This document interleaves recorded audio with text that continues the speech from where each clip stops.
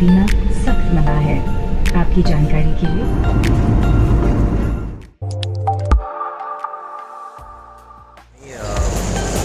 এতিয়া গুৱাহাটীৰ পৰা দিল্লী পালোঁ। Delhi terminal T3 airport.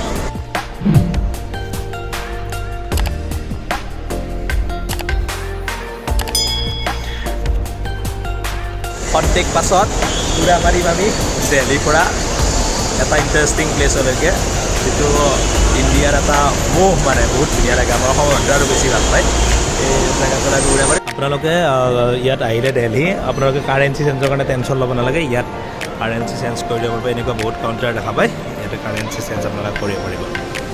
All checking complete হ'ল। তাৰপিছত দিল্লীৰ পৰা এটা আমি এই মষ্ট ইণ্টাৰেষ্টিং প্লেচটোলৈকে উৰা মাৰিম।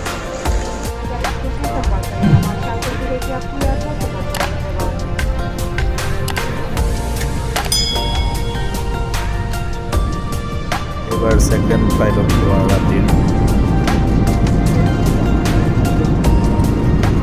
Finally reach my favourite place. আৰু নেক্সট আপোনালোকক মই অহাকালি ৰাতিপুৱা লগ পাম।